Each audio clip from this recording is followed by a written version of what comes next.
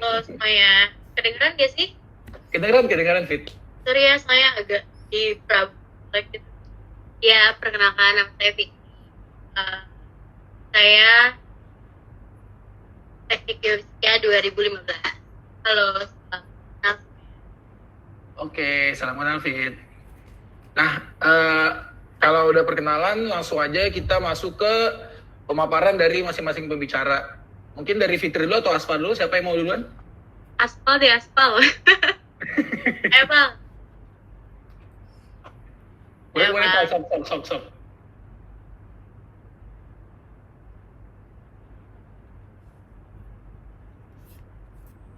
Jadi siapa dulu? Sorry. Kata Fitri, Asfa dulu. Oh ya. Ya udah, oke. Ntar ya. Sambil disiapin dulu. Ini ada 53 peserta. Oke, kelihatan nggak share screen-nya? Kelihatan. Kelihatan ya? Oke, kalau gitu saya mulai. Bismillahirrahmanirrahim. Assalamualaikum warahmatullahi wabarakatuh. Sekali lagi saya perkenalkan lagi ya, nama saya Alif Asfar. Sebelumnya terima kasih buat panitia yang udah menyelenggarakan acara ini dan udah mengundang saya untuk ikut sharing lah dalam kegiatan ini, kegiatan webinar ini. Jujur saya istilahnya mendukung banget lah kegiatan-kegiatan gini karena walaupun kita terkendala pandemi dan kita ruang gerak kita terbatas, tapi semoga itu nggak membatasi kita buat tetap sharing ilmu, sharing pengalaman dan lain sebagainya. Dan sekaligus ngingetin juga buat teman-teman, kalau kata dosen saya dulu, biarlah kita menjaga jarak agar jarak menjaga kita. Jadi untuk sementara ini ditahan dulu keluarnya dan ya supaya kita bisa terjaga lah dari bisa memutus rantai penyebaran COVID gitu. Nah, yang saya ngasih judul, saya kepikiran judul yang menarik buat presentasi saya. Yang itu menjadi junior geofisicist, ilmu, seni, dan pola pikir. Ini tiga kata ini saya tandain, saya warnainnya beda. Jadi diingat ya sampai nanti saya beres presentasi. Oke, sebelum mulai, ini profil singkat saya. Saya lulusan teknik geofisika ITB S1, baru lulus kemarin Oktober 2019. Intinya harapan saya sih ketika saya tunjukkan profil singkat ini, teman-teman nggak istilahnya nggak ada di antara teman-teman yang mikir wah ini kalau ini orangnya gimana atau ini kayaknya orangnya kutu buku atau gimana. Nggak, saya orangnya istilahnya saya manusia biasa lah, maksudnya saya juga hobinya nggak pulang gitu istilahnya. Nah, pengalaman kerja sekarang saya di Research and Development Junior Spesialis di PT Reasuransi MyPark Indonesia. Ini juga warnanya saya tandain nih. Waktu kuliah saya belajarnya teknik geofisika, tapi di pengalaman kerja saya kerja di asuransi. Buat teman-teman yang mungkin penasaran nih, ini apa sih emang ada hubungannya atau enggak? Ya mungkin pertanyaan bisa ditahan dulu. Nanti akan saya jelaskan di slide selanjutnya. Oke, saya senang banget ngebuka presentasi dengan kalimat ini. Semua berawal dari pertanyaan.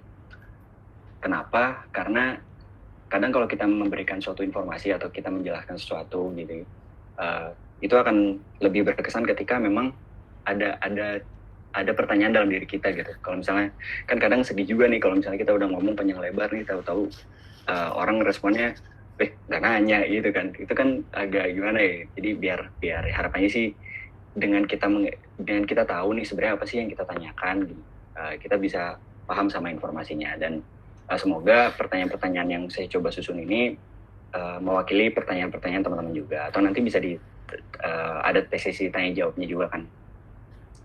Oke, pertanyaan pertama saya sebenarnya sederhana nih. Geofisika itu apa sih? Mungkin saya cerita latar belakang sedikit ya. Waktu saya istilahnya zaman saya kuliah lah, awal-awal ngambil jurusan, ketika saya bingung ya, karena kan kalau di kampus saya di ITB, teknik geofisika itu masuk ke dalam FTTM ya, Fakultas Teknik Pertambangan dan Perminyakan. Nah, ketika saya coba cari tahu nih sebenarnya apa sih geofisika, dari definisinya yang saya dapatkan ya intinya adalah 3 ini. Geofisika adalah suatu cabang ilmu pengetahuan tentang alam, intinya ada kaitannya dengan proses fisika, properti fisik bumi, dan angkasa sekitarnya dengan menggunakan metode kuantitatif. Itu berdasarkan definisi yang saya tahu saat itu. Jadi saat itu ya udah entah kenapa saya merasa ada ketertarikan buat masuk geofisika karena intinya saya senang gitu buat nemu sesuatu yang orang sebenarnya butuhkan tapi saya bisa nemuin itu gitu. Nah, tapi setelah saya jalanin proses perkuliahan selama di geofisika ini, ternyata saya dapat definisi yang lain nih. Definisi yang saya buat sendiri. Ini saya jarang-jarang kutipan sendiri nih, Alifasur 2020. Geofisika adalah satu cabang ilmu pengetahuan yang unik karena dengan mempelajari geofisika kita bisa tahu, kita bisa melihat sesuatu hal-hal yang nggak bisa dilihat oleh orang kebanyakan, gitu, oleh kebanyakan orang gitu. Dan tapi yang perlu diingat kan sekilas mungkin kalimatnya terdengar kayak ini ajaib banget nih, kayaknya orang geofisika ini pakai sihir apa gimana? Enggak, geofisika itu bukan sulap dan juga bukan sihir. Jadi buat teman-teman yang mungkin sekarang lagi kuliah geofisika terus dalam kehidupan sehari-harinya berteknik geofisika atau bergeofisika, tahu-tahu kalau ada tugas, tahu-tahu jadi, tahu-tahu celing jadi gitu, nah tiba-tiba sulap, tiba-tiba sihir, nah itu berarti belum sepenuhnya belajar tentang geofisika gitu. Oke, saya pengen jelasin dikit tentang yang saya maksud tadi, tentang gimana kita bisa melihat sesuatu yang nggak bisa orang lain lihat gitu. Nah, ini teman-teman tahu lah gambar yang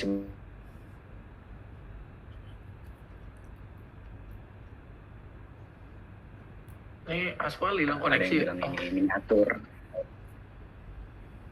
Kenapa? Halo? Masih nyambung? Masih Pak, tadi kayaknya nge-lag dikit deh.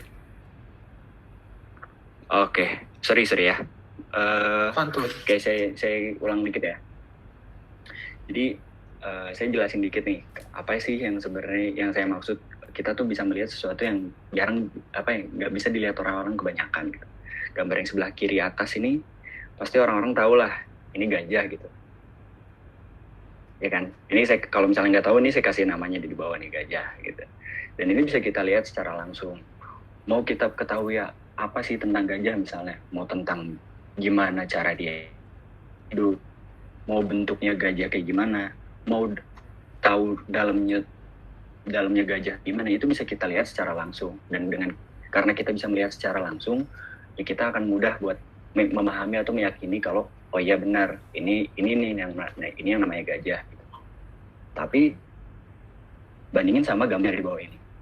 Sebagai geofisis, pasti ini sesuatu yang udah istilahnya udah wajar lah, lumrah untuk kita ketahui sama-sama kalau ini tuh adalah penampang dalam bumi gitu kan ya, penampang dalam bumi. Tapi kalau misalnya saya ingat-ingat lagi, begitu saya masuk kuliah geofisika gitu kan pertama kali, saya ingat nih gambar ini waktu saya masih SD, SMP atau SMA, saya lupa, pokoknya masih di masa sekolah lah waktu itu.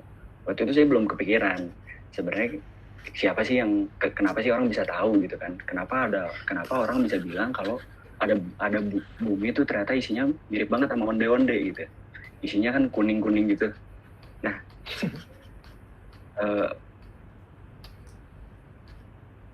tapi tunjukin lagi gambarnya, saya jadi paham kalau oh ternyata yang bisa memodelkan, yang bisa tahu bahwa di dalam bumi itu bentuknya kayak gimana sampai tahu ketebalan masing-masing kayak gimana, itu adalah orang-orang geofisika. Melalui apa? Melalui data yang sebenarnya juga nggak menggambarkan, kita kan nggak melihat ada unsur bola di dalam sini kan sebenarnya, tapi ini adalah suatu gambaran yang lain yang kemudian kita terjemahkan gitu menjadi suatu visualisasi bentuk permukaan itu seperti apa gitu.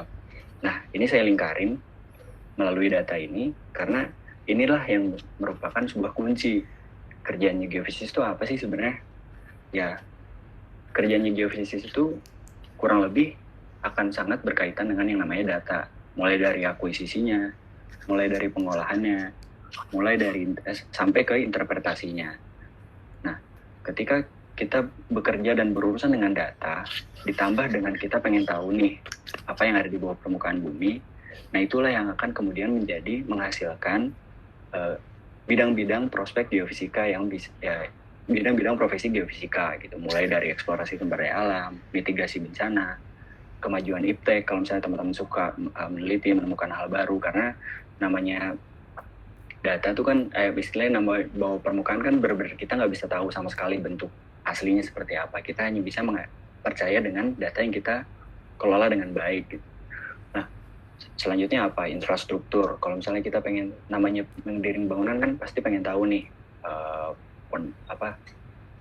pondasinya tuh harus dalam apa, kekuatan tanah di daerah ini visible atau enggak untuk melakukan untuk membangun suatu bangunan gitu.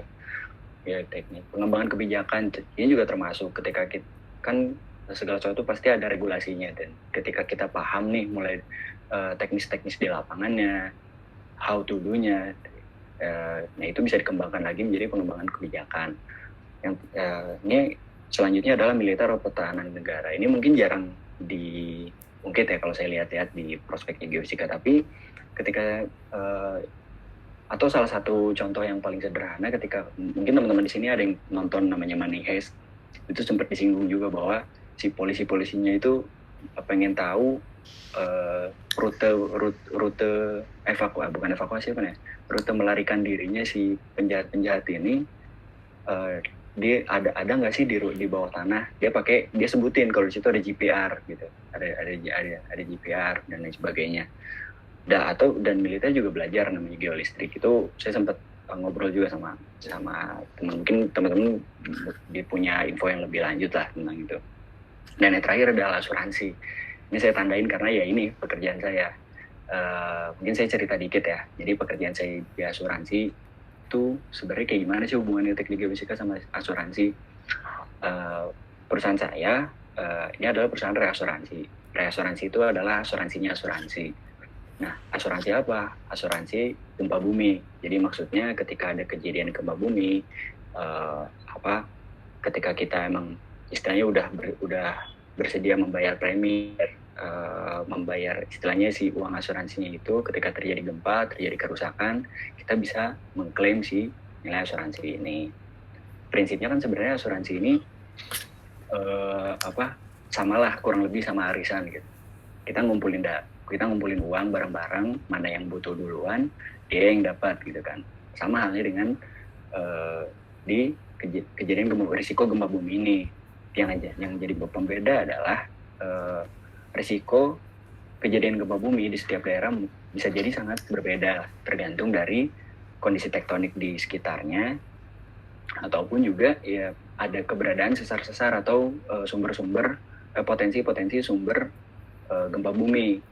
Nah, semakin dia beresiko, maka ya wajar kalau misalnya tarifnya akan semakin tinggi. Atau sebaliknya, kalau misalnya ternyata di sini sedikit nih ada indikasi sesar-sesar atau kemungkinan terjadinya gempa itu kecil kalau di daerah ini, atau contoh di Kalimantan gitu. Nah, itu berarti nanti preminya akan turun. Nah, kurang lebih kayak gitulah. Jadi pekerjaan saya sebagai geofisis adalah lebih ke meneliti bagaimana potensi kegempaan khususnya di Indonesia gitu. Nah, sekarang itu profesi saya di asuransi.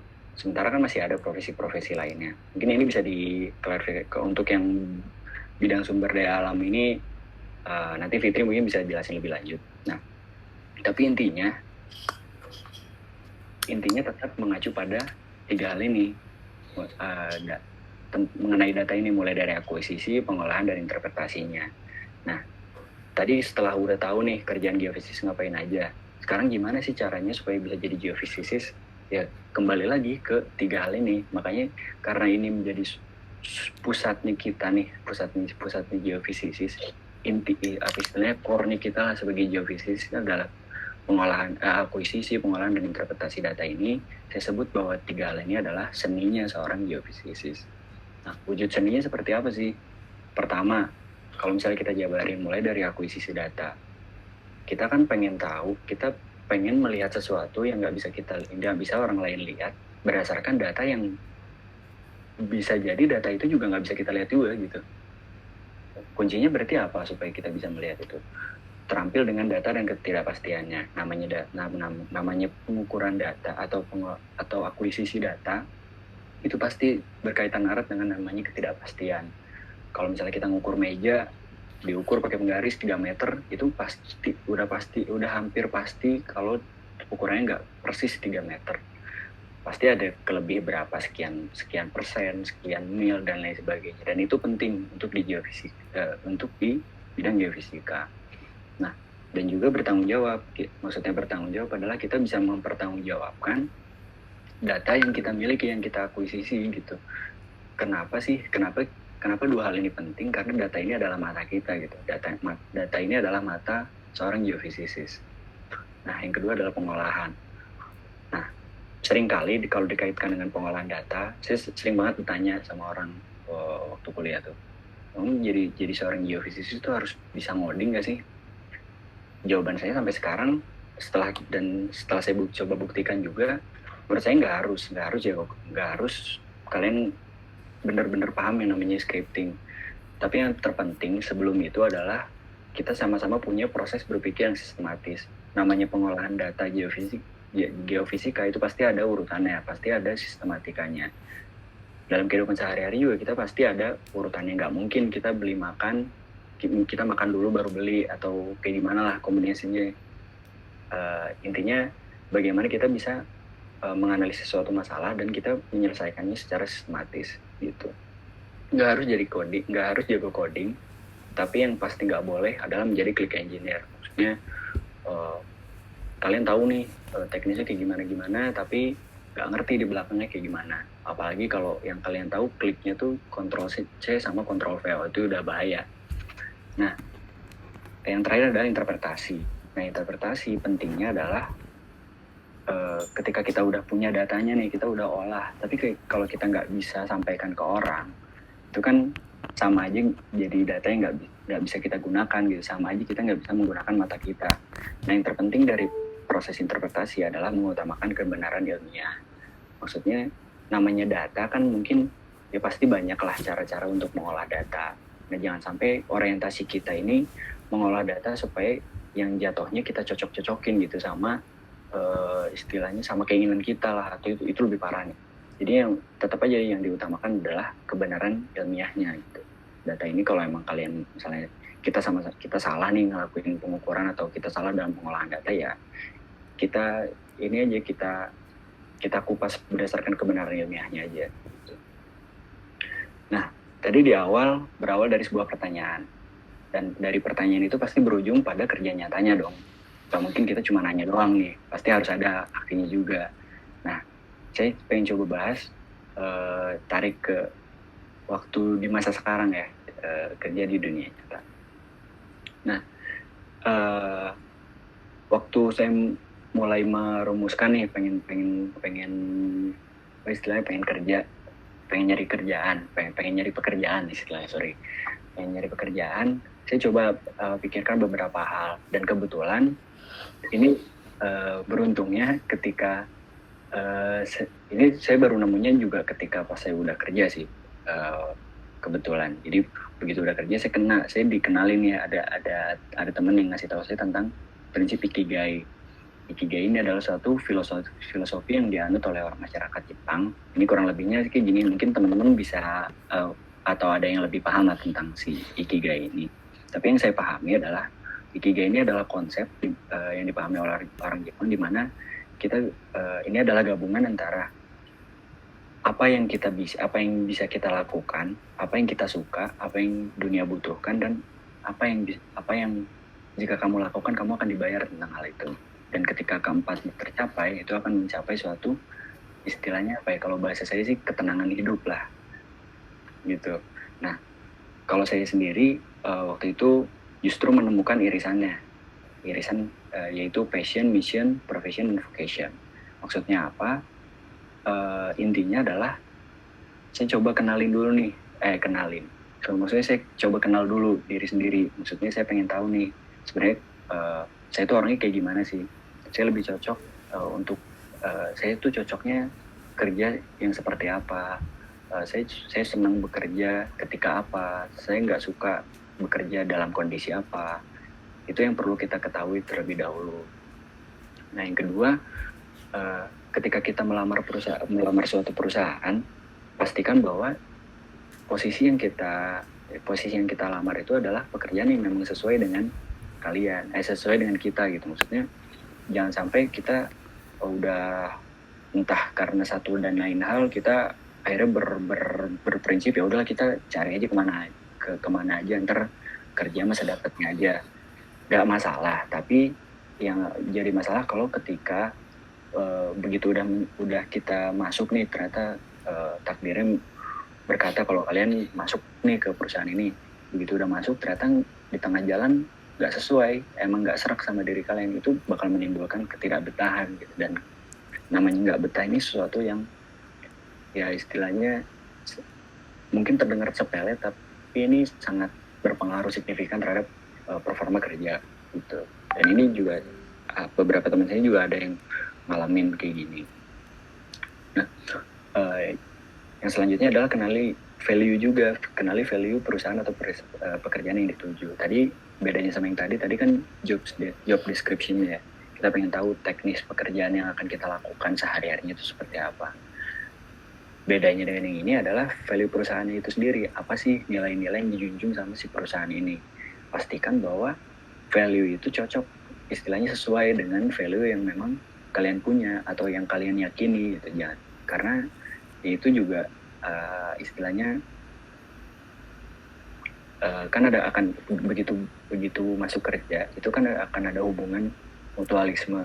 Kita memberikan sesuatu kepada perusahaan juga akan memberikan sesuatu kepada kita aja. Nah, dengan adanya persamaan value ini, ya harapannya kita bisa sinergis gitu antara kita dengan perusahaan.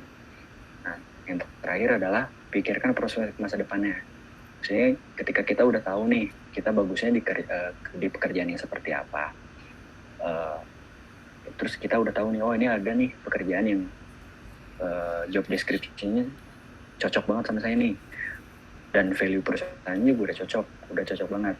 Tapi alangkah baiknya kalau kita juga pikirkan prospek masa depannya seperti apa, karena kita bekerja juga akan nggak cuma untuk sebulan, 2 bulan, 3 bulan kan pengennya, pasti akan bertahan sampai seterusnya itu. Nah, itu saya namain tahapnya sebelum terjun ke dunia kerja. Sekarang sesaat sebelum terjun, anggaplah ketika kita udah ketemu nih perusahaan yang kita udah cocok, job description-nya, value-nya, prospeknya udah mantap, kitanya juga sesuai, bisa mengejar gitu. Anggaplah kita udah masuk ke dalam tahap seleksi. Tahap seleksi ini mungkin saya sharing sedikit ya, mungkin ini bisa berbeda di setiap perusahaan. Nah, saya dari pengalaman saya juga sejauh ini sih masih seperti ini. Yang pertama adalah dimulai dengan tes kognitif dulu. Tes kognitif ini maksudnya apa sih? Saya nggak ini berdasarkan pengalaman saya yang saya rasakan, yang saya pikirkan saat ini gitu. Tujuannya buat apa sih sebenarnya si tes ini?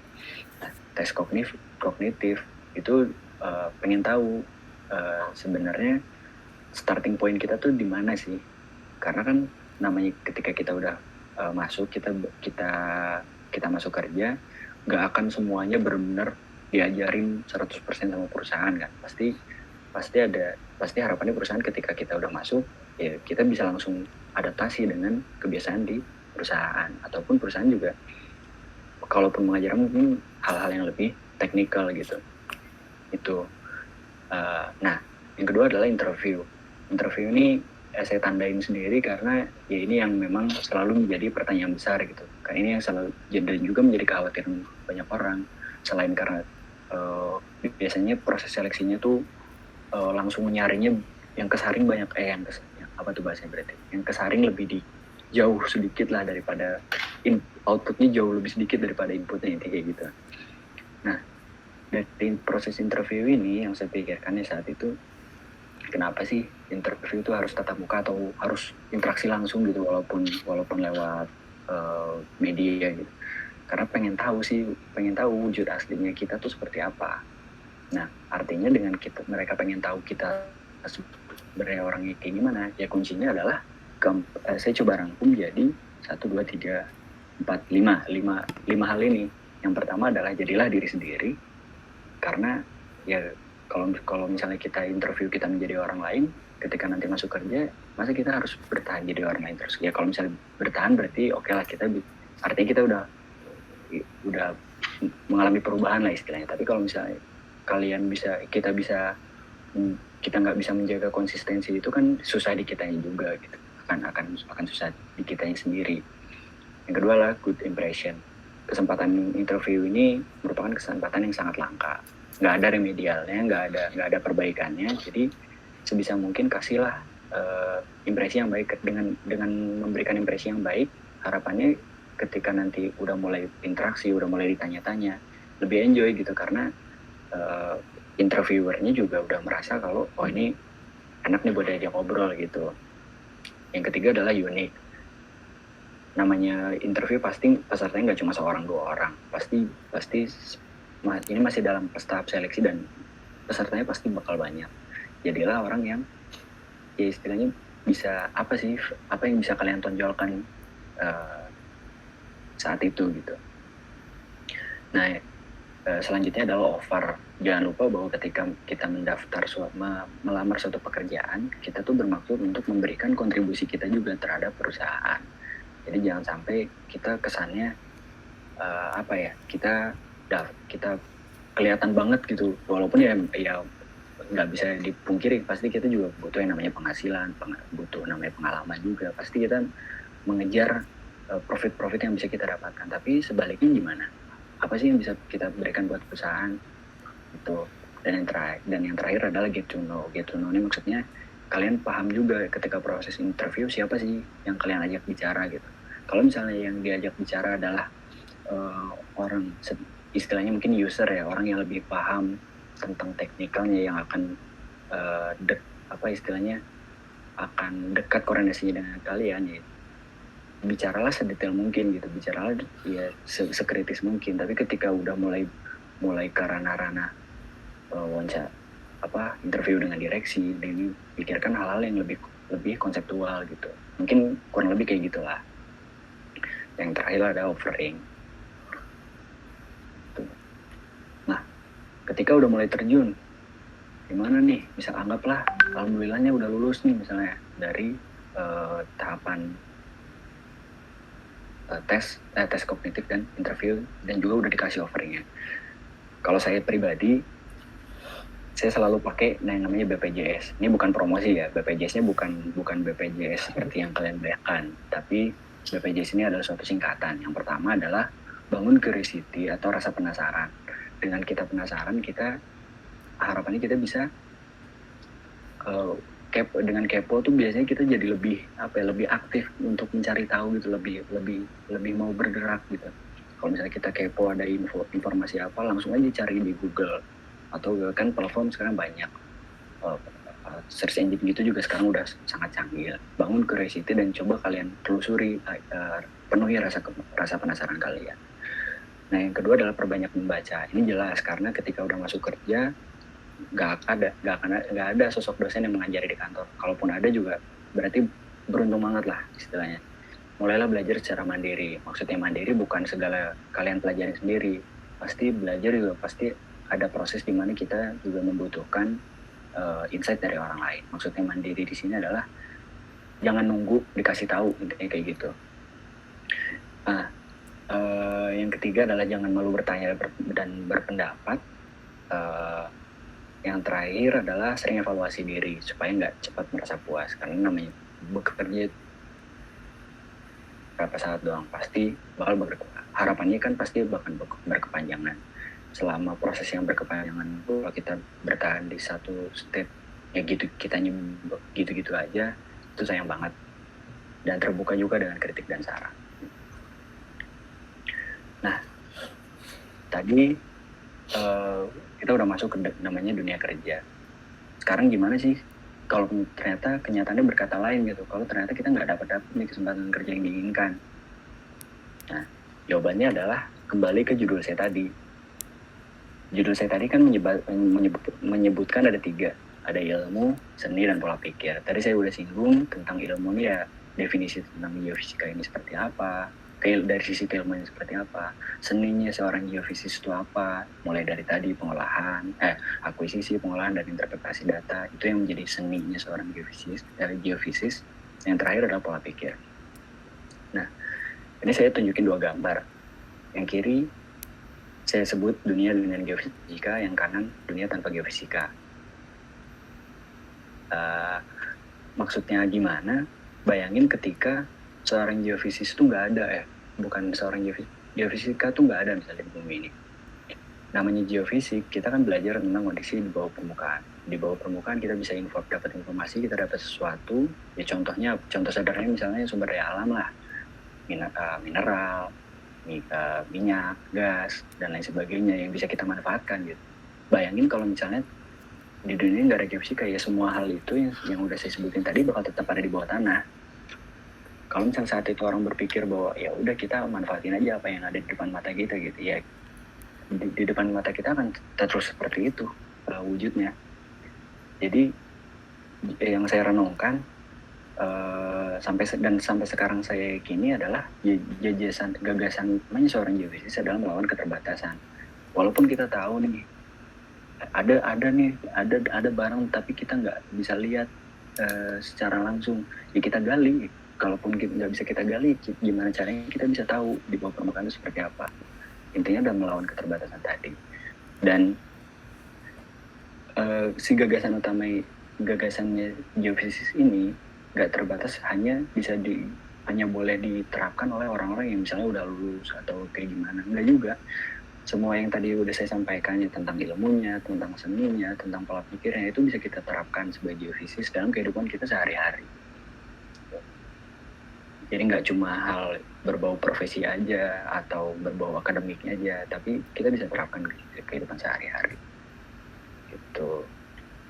Ya, mungkin sekian yang bisa saya sampaikan. Mohon maaf apabila ada salah kata.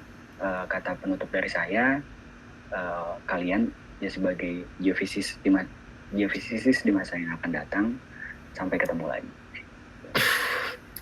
Mantap, terima kasih Aspal buat PPT-nya yang sangat insightful. Nah, kita langsung aja nih ke pembicara kedua kita. Buat Fitri, dipersilakan langsung aja. Bentar ya, aku siapin dulu PPT-nya. Oke. Nah, sambil Fitri nyiapin, jangan lupa teman-teman ya buat yang mau donasi bisa langsung ke link yang ada di chat atau bit.ly/payasuwish.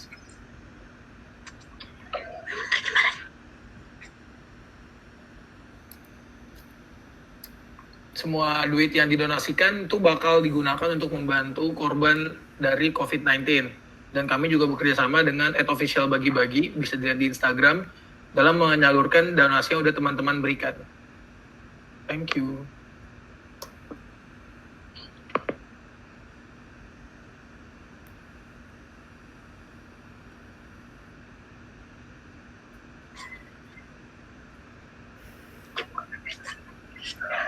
Udah ada belum sih PPT-nya? Udah. Oke.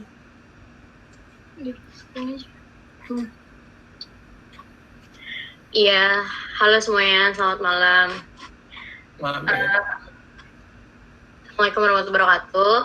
Sebelumnya, aku mau makasih nih sama kalian yang udah mau meluangkan waktunya ikut acara yang diselenggarain SIG. Terus aku suka nih acara SIG karena kan acara SIG ini tuh dia tujuannya buat bantu orang yang terkena COVID-19. Nah, terus di sini mungkin tadi Aspal udah ngasih tahu sebenarnya newbie geofisik secara umum dan luas itu seperti apa sih. Nah, mungkin di sini kalau saya bakal sharing mengenai geofisik lebih mendetail gitu. Nah, jadi sharing session kali ini tuh saya akan menjelaskan newbie geofisik what to prefer. Nah, sebelumnya perkenalkan dulu, saya Fitri Nuraini, saya lulusan geofisika tahun 2019 kemarin. Nah, sebelumnya di sini mungkin saya akan sharing mengenai pengalaman apa aja sih yang udah saya lakukan. Waktu 2017 saya pernah jadi asisten laboratorium di fisika dasar. Kemudian waktu tahun 2018 saya saya pernah jadi asisten laboratorium di komputasi geofisika dan juga seismik akusisi and processing. Nah, kemudian di 2019 kemarin saya pernah jadi asisten karang sambung, dan tepat di bulan September kemarin alhamdulillah saya kerja di Pertamina Aset 2 Prabumole. Nah, kemudian di sini saya sharing mengenai organisasi apa aja sih yang dulu saya pernah ikutin. Waktu 2017, waktu 2019 saya pernah jadi koordinator HMGI wilayah 2. Nah, terus di sini achievement apa aja sih yang dulu saya pernah raih selagi kuliah. Di tahun 2018 saya pernah mendapatkan juara 1 esai di IUGC dan juga ITS. Nah, kemudian selain itu saya mendapatkan juara 1 seismik interpretasi yang diadakan oleh IUGC. Kemudian kemarin tahun 2019 terakhir mendapatkan juara 1 esai competition di Universitas Cendrawasih Jayapura Papua. Nah, di sini saya akan ngejelasin nih sama kalian mengenai yang pertama, yaitu sebenarnya prospek apa aja sih pada saat kita telah lulus dari geofisika. Prospek kerja seperti apa aja sih, dan kita bisa melamar di mana aja sih. Nah, terus yang kedua, saya akan sharing mengenai pengalaman saya di bidang oil and gas. Tadi Aspal udah menjelaskan di semua bidang dan di bagian asalnya. Nah, mungkin saya lebih ke pengalaman di bidang oil and gas. Nah, terus bagian ketiga, di sini saya akan sharing mengenai aktivitas apa aja sih yang saya lakukan selama di perkuliahan. Dan yang keempat yaitu persiapan apa aja pada saat kita akan melamar pekerjaan. Dan yang terakhir, saya mau ngasih tahu nih tips and trick kalau kalian mau interview. Masuk ke bagian pertama, yaitu mengenai prospek pekerjaan di bidang geofisika. Jadi mungkin buat kalian yang masih kuliah ataupun kalian yang masih udah lulus tapi belum dapat pekerjaan, kalian jangan pernah ngeluh, karena geofisika tuh ya yang kalian tahu kan kayak sempit cuma di bidang oil and gas. Ternyata banyak banget gas di bidang geofisika. Nah, diantaranya yang pertama, bidang geofisika kalian bisa jadi dosen. Nah, dosen kan kalian udah lihat lah dosen-dosen geofisika. Nah, terus yang kedua tuh kalian bisa kerja di bagian research and development. Contohnya tuh kayak LIPI, Lemigas, dan lain-lain. Nah, terus kalian juga bisa kerja di bagian lembaga pemerintahan departemen, Kementerian SDM, contohnya kayak di Minerba, terus Litbang, Badan Geologi, PVMBG. Nah, terus mungkin kalau kalian taunya tuh kayak, oh geofisika, bidangnya migas nih, kayak cuma di Pertamina, Chevron, Slambersih, PGN, BP, dan lain-lain. Nah, nggak itu doang. Ternyata kalian bisa kerja juga di bagian lembaga pemerintahan dan departemen. Contohnya tuh kayak BMKG. Jadi di sini tuh mungkin kalau geofisika di bagian BMKG tuh kalian analisis cuaca dan juga kegempaan gitu. Nah, selain itu, kalian juga bisa kerja di meskipun kalian bukan jurusan pertambangan, tapi kalian bisa kerja di tambang. Contohnya tuh kayak PT Freeport Indonesia, Sinarmas Mining, Pamam Persada, PTBA, dan lain-lain. Nah, biasanya orang geofisika kalau di bagian ranah tambang tuh biasanya monitoring bawah tanah gitu. Kalau misalnya pertambangan bawah tanah, berarti kita tuh monitoring pergerakan lempeng gitu. Nah, kayak kita nganalisis kayak mineral-mineral, persebaran mineral-mineralnya tuh kayak gimana sih. Nah, biasanya itu orang-orang geofisika. Makanya orang geofisika juga dibutuhin di dunia pertambangan. Nah, selain itu, kalian juga bisa kerja di geothermal. Nah, contohnya kayak di Star Energy, Geodipa, terus kayak Pertamina, PGE, dan lain-lain juga. Nah, terakhir kalian juga bisa jadi konsultan geofisika. Nah, konsultan geofisika ini tuh biasanya dibutuhin sama orang company, terus orang ini juga kayak surveyor gitu. Nah, biasanya tuh dia nyari orang-orang konsultan geofisika. Kayak misalnya metode apa sih kalau surveyor gitu tuh, kayak sebenarnya metode apa sih yang cocok kalau misalnya mau nyari pipa nih, kayak terus tahapannya harus apa nih. Nah, biasanya tuh dia nyari konsultan geofisika. Nah, selanjutnya, karena tadi Aspal udah ngejelasin semuanya, secara umum geofisika tuh prospek kerjanya di mana aja. Mungkin di sini kita lebih ke pengalaman dalam bidang oil and gas. Nah, biasanya orang-orang nanya nih kayak, sebenarnya geofisika kalau di oil and gas tuh kayak gimana? Jadi kan bisa rata-rata orang geofisika tuh ditaruhnya di dua kan, bisa di field sama di kantor. Nah, di sini saya akan bercerita berdasarkan pengalaman saya di kantor. Nah, jadi kebetulan saya ini sebagai junior geofisik dan juga sebagai junior petrofisik. Nah, di sini saya akan menjelaskan nih apa aja yang dilakukan orang geofisika pada saat dia kerja di bidang oil and gas. Nah, jadi mereka tuh melakukan 2 tahapan umum gitu. Jadi yang pertama tuh kalian melakukan seismic interpretation. Itu umum ya, kayak misalnya di seismic interpretation ini tuh kalian melakukan yang pertama tuh namanya well seismic eye. Terus kayak yang kedua tuh horizon and fault interpretation. Yang ketiga tuh mapping. Terus selanjutnya itu 3D velocity analysis, dan yang terakhir yaitu depth mapping. Nah, setelah kalian melakukan tahapan itu, lalu kalian melakukan seismic attribute. Nah, banyak sekali atribut-atribut yang digunain orang geofisika.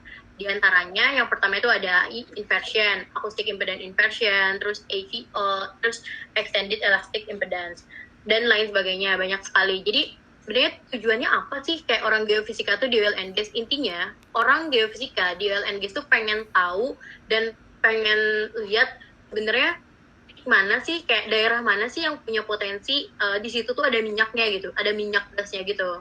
Nah, intinya tuh sebenarnya ya sesimpel itu gitu tujuannya. Cuman interpretasinya tuh banyak banget. Nah, kenapa di sini? Namun geofisika tuh nggak bisa berdiri sendiri. Jadi geofisika tuh selalu berkaitan erat banget sama yang namanya geologis. Jadi pada saat kalian, meskipun kalian orang geofisika, pada saat kalian ke dunia kerja di bidang oil and gas, kalian harus bisa dan harus ngerti, seenggaknya tahu dulu lah geologi itu seperti apa, geologi itu nyari apa sih sebenarnya. Makanya kalau misalnya kalian lihat gambar sebelah kiri ini, ibarat orang geofisika udah ngeinterpretasi nih, terus kalian lihat cuman dapat bentukan gambar doang kan, terus kayak warna-warni menarik gitu. Nah, kalau kalian cuman deket aspal, kayak kalian cuman klik engineer, kalian cuman ngehasilin suatu gambar doang, tanpa kalian nggak punya sense geologinya, kalian gak bakalan bisa bercerita banyak gitu.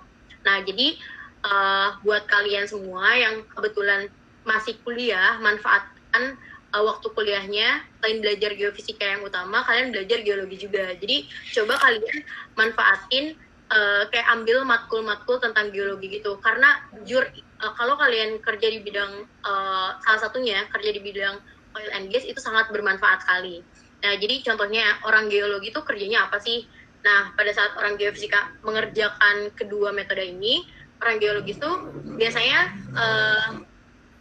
dia mengerjakan kayak yang pertama tuh facies identification. Nah, ini sebagai pengetahuan aja ya.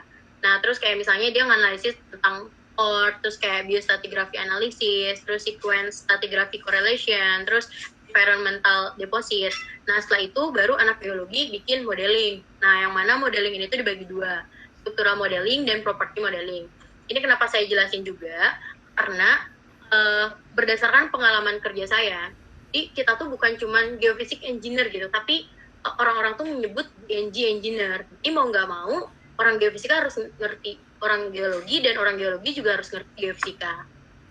Nah, kalau misalnya kalian udah mengkolaborasikan dua geologi dan geofisika, kalian bisa menceritakan semua yang kalian dapat, dan kalian bisa ngelihat nih, kayak bisa memprediksikan di bawah permukaan tuh kayak gimana, terus kayak oh minyak tuh adanya di titik ini nih berdasarkan atribut-atribut yang kalian punya.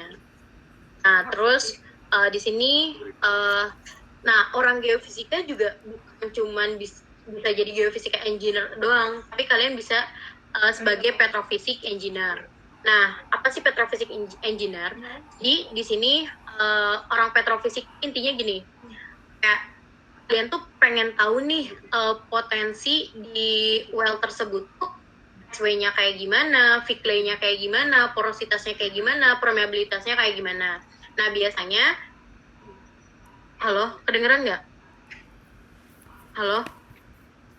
Kedengeran, Fit. Oke.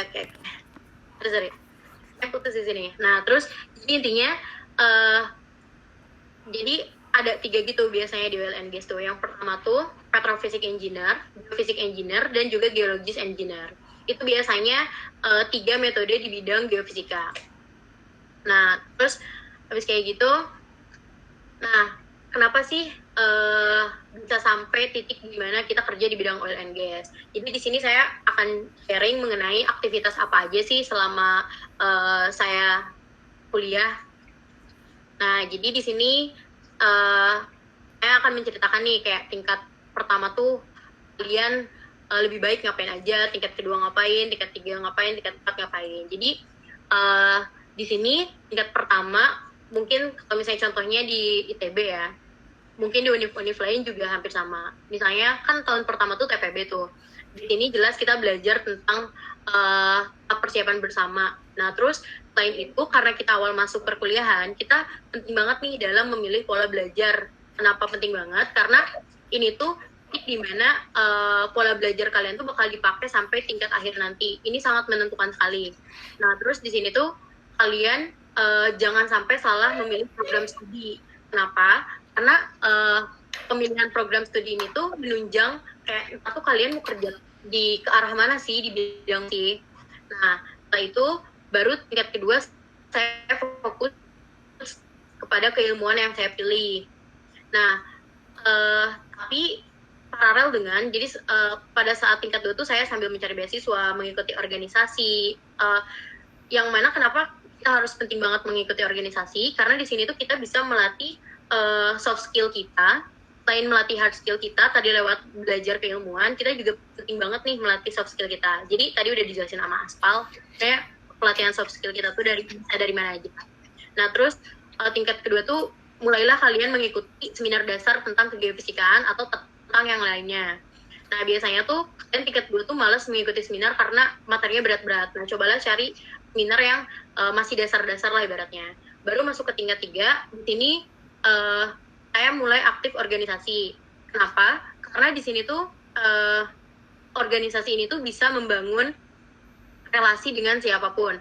Kan mau ke tingkat 4 nih, ibarat mau mulai mau mulai KP, mau mulai internship, otomatis kayak butuh relasi dari orang-orang luar nih, kayak misalnya biar ya kasarnya tuh kayak biar bisa cepet dapat KP, biar bisa di perusahaan. Nah makanya kalian mulailah aktif organisasi pada tingkat 3. Nah terus baru di sini kalian mulai sering mengikuti seminar, workshop, terus kayak kalian ikut-ikut lomba kayak contohnya tuh esai, paper, fotografi, poster. Terus kalian juga coba ikut field trip. Kenapa harus ikut field trip? Karena di sini tuh kan kalau misalnya kuliah tuh rata-rata kita tahu nih teorinya kayak gimana, tapi kita belum tahu gimana sih cara mengaplikasikannya dan bagaimana sih kalau misalnya di dunia di lapangan sebenarnya tuh kayak gimana sih geofisika tuh kepakainya.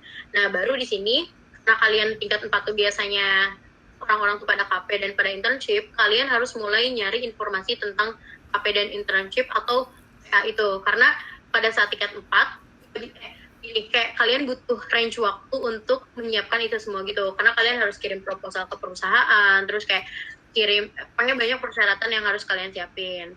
Nah baru tingkat 4 kalian udah bisa nentuin nih sebenarnya tesis saya tuh mau judulnya lebih ke arah mana sih, kayak misalnya mau ke arah migas, mau ke arah geothermal, mau ke arah misalnya kayak geomagnet atau gravity dan lain sebagainya.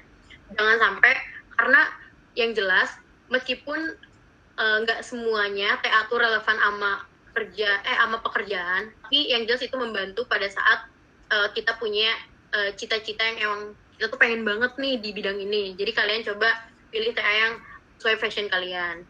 Nah baru tapi di sini kalian jangan fokus TA doang. Nah kalian harus mulai prepare.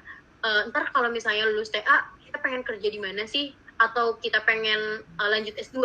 Nah yang jelas di sini kalian harus mulai prefer mengenai itu. Kalau misalnya kalian mau lanjut S2, berarti kalian harus mulai mencari-cari nih kayak S2-nya saya mau di mana, terus kayak sebenarnya kayak bisa aja dari mau ini nih, mau beasiswa LPDP dan lain sebagainya. Berarti banyak hal-hal yang harus dipersiapkan kan.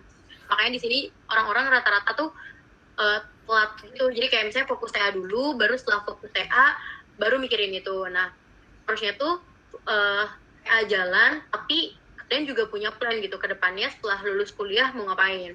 Baru kalau misalnya kalian 4 tingkatan ini kalian udah penuhi, insya Allah apa yang kalian mimpikan bakal terwujud dan tercapai. Nah, di sini saya mau sharing nih. Jadi kan tadi aku udah kasih tahu nih kayak pemilihan pola belajar kalian tuh mau kayak gimana sih. Di sini tuh saya bagi 3 gitu. Yang pertama tuh akademik, organisasi, dan juga other. Nah, akademik di sini tuh saya beri bobot 40%. Kenapa? Ya, kita tahu lah kayak kewajiban seorang mahasiswa tuh apa sih? Yang pertama emang belajar kan, menuntut ilmu ibaratnya. Orang tua masukin kita kuliah, ya pasti tujuan utamanya karena akademik. Kayak di sini saya bobotin 40%. Nah, terus yang kedua tuh organisasi. Kenapa sih perlu organisasi di kuliah?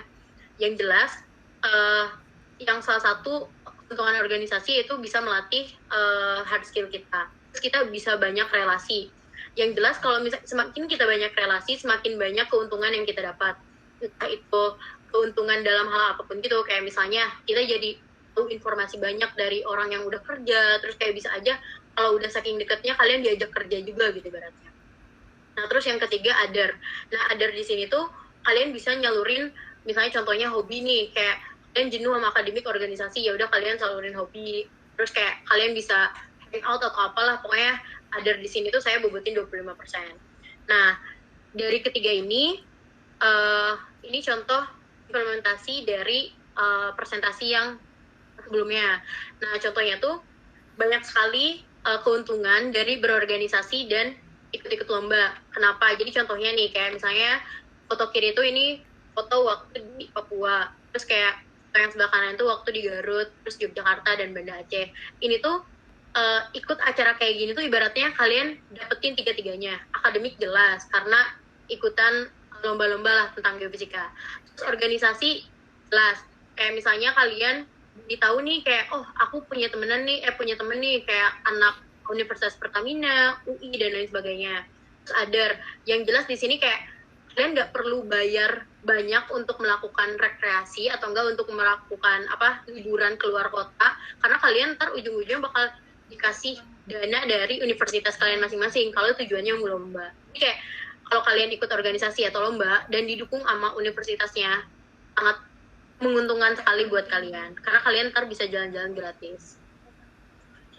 Nah, habis kayak gitu, setelah kita ini persiapan selama kuliah nih, terus baru setelah lulus kita pengen kerja dong. Nah, persiapan apa aja sih yang harus kita lakukan atau kita persiapkan pada saat ingin melamar pekerjaan?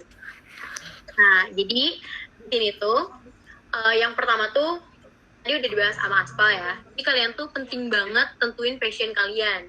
Passion kalian tuh mau di bidang apa sih? Mau ke arah mana sih? Kayak misalnya tadi, oh aku suka ini nih kayak bisnis dan lain-lain. Terus atau enggak aku suka banget nih kayak lihat orang-orang baju Pertamina gini-gini. Aku pengen kerja di oil and gas nih. Pokoknya tentuin passion kalian. Baru di situ kalian peruncing kemampuan kalian. Kayak misalnya, contohnya, aku milih passion di bidang oil and gas. Berarti aku harus peruncing kemampuan mengenai ilmu tentang oil and gas. Kayak misalnya, contohnya aku harus bisa interpretasi apa. Nah, di situ, setelah itu kalian bangun relasi. Nggak mudah loh kayak kerja tanpa membangun relasi. Mungkin kayak kemungkinan, nggak menutup kemungkinan kalian bisa keterima kerja juga. Tapi lebih besar peluangnya pada saat kalian punya relasi. Kayak, nah relasi di sini tuh kalian bisa dapet kayak misalnya contohnya dari dosen, terus kayak senior kalian, kakak tingkat kalian, terus kayak alumni, terus kayak bisa aja kalian kayak dapet relasi itu dari seminar atau workshop kayak dari univ-univ lain. Nah di situ tuh jujur kayak berdasarkan pengalaman saya, kayak kalau misalnya kalian punya hubungan baik dengan orang-orang luar, kayak kalian bakal kebantu dalam hal apapun ya, maksudnya bukan dalam hal akademik doang.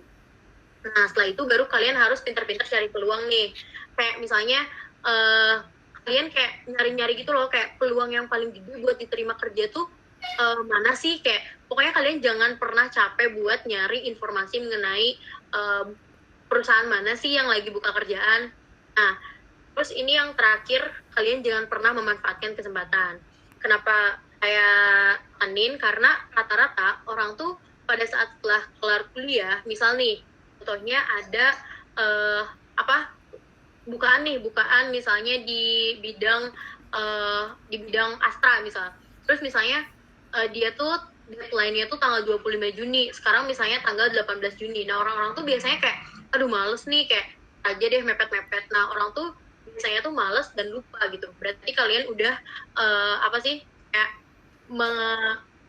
kayak tidak memanfaatkan kesempatan yang ada gitu. Zaman sekarang kerjaan susah gitu. Jadi kayak kalian harus pintar-pintar memanfaatkan kesempatan. Nah, selain itu, kalau misalnya nih kalian sampai keterima, terus kayak berarti apa aja sih yang harus kalian persiapkan gitu. Nah, di sini saya mau ngasih tahu nih tips and trick pada saat kalian menghadapi interview. Jadi, saya mau sharing dulu, kalau misalnya kalian ikut lamar kerja kayak gitu, biasanya tuh ada 5 tahapan. Yang pertama tuh, kalian tuh biasanya tes psikotes dulu. Nah, setelah itu baru masuk ke interview HRD, kemudian yang ketiga tuh ada interview user, kemudian yang keempat tuh ada interview direksi, dan yang terakhir tuh biasanya MCU. Nah, di sini saya akan menjelaskan mengenai 2 interview. Yang pertama yaitu interview HRD dan juga interview user. Nah, di persiapan apa aja sih pada saat kalian mau interview HRD? Yang pertama, kuasai CV yang telah diajukan. Nah, di sini sebelum kalian apply CV kalian, penting dan benar-benar penting banget kalian tuh bikin semenarik mungkin CV kalian. Karena ibarat logikanya gini, biasanya pada saat lamar pekerjaan yang diminta tuh CV, ijazah. Nah, ya udah kayak berarti orang nggak tahu dong kayak.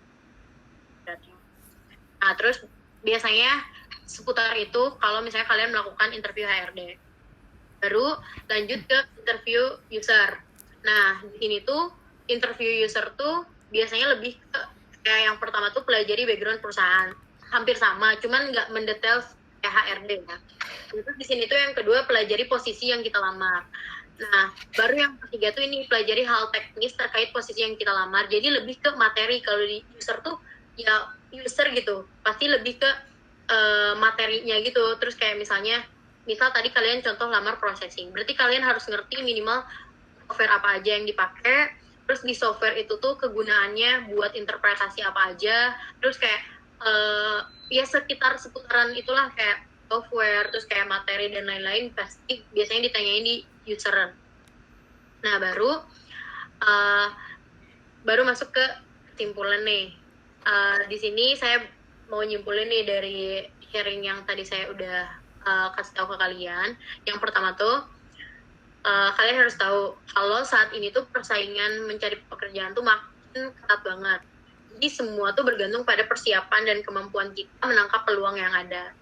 Jadi persiapkan semuanya pada saat semenjak kalian kuliah, jangan sampai sia-siain waktu kuliah kalian, karena jangan sampai nyesel di akhir pada saat setelah kalian di pengangguran ibaratnya. Nah, terus yang kedua, belum tentu pada saat kita lulus pasti dapat kerja sesuai bidang geofisika yang ada.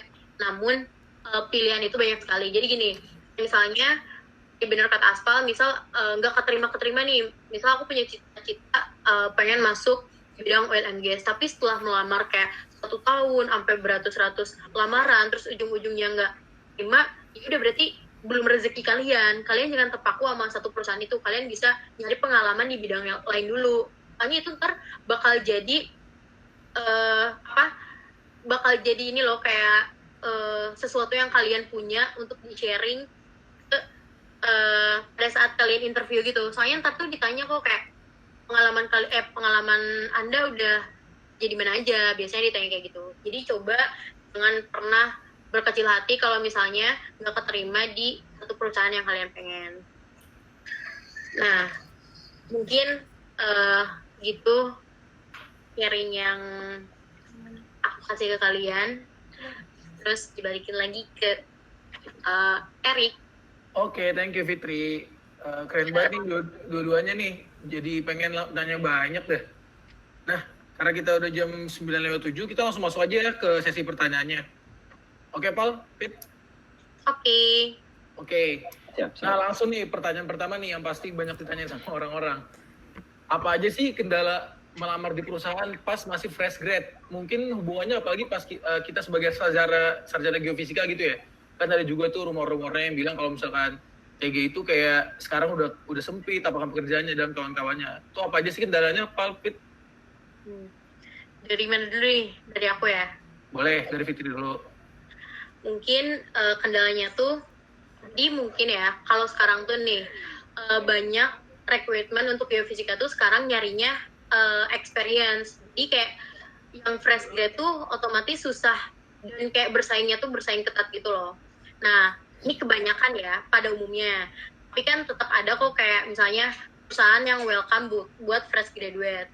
Nah, untuk posisi juga kebanyakan kalau fresh graduate tuh biasanya ditarik ke kayak misalnya magang, internship, atau enggak kontrak. Jadi nggak permanen dulu gitu loh. Nah, kalian tuh jangan pernah nolak kesempatan itu. Soalnya tuh kalau mau langsung bidang fisika langsung dan langsung jadi pekerja tetap, itu tuh biasanya agak susah gitu. Karena orang-orang rata-rata nyarinya yang experience, yang udah experience gitu. Kalau dari Aspal, berapa? Ya, sebenarnya jawabannya kurang lebih sama sih. Intinya adalah tantangannya ini kalau dikaitinnya sama fresh graduate ya. Secara apa yang jadi pertanyaan kadang kalau saya baca thread-threadnya di media sosial gitu, apa sih alasan orang nggak merekrut fresh graduate? Alasannya kan karena pengalaman ya, karena istilahnya masih baru lah, dan itu mindset itu yang kadang justru walaupun kesannya kalau kita lulus terus fresh graduate kesempatannya cukup besar lah gitu, karena tapi nggak selalu kayak gitu juga, justru orang juga lebih mencari yang berpengalaman juga, sama yang Fitri bilang. Intinya gimana cara gimana cara itu tuh bukan sesuatu yang nggak bisa diselesaikan ya, selama kita bisa meyakinkan diri kita kalau apa namanya ya kita punya nilai lebih sebagai seorang graduate, nggak apa-apa.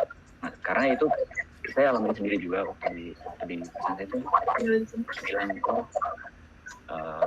oh ini ya yang baru masuk ya yang graduate gitu. Nah di dalamnya itu orang memasang ekspektasinya cukup tinggi gitu kepada orang-orang yang fresh graduate, karena mereka sebagai lulusan yang baru masih fresh, masih punya semangat untuk belajar di perusahaan yang benar-benar ingin orang menganggap bahwa dengan menjadi seorang fresh graduate punya semangat untuk belajar. Nah, itu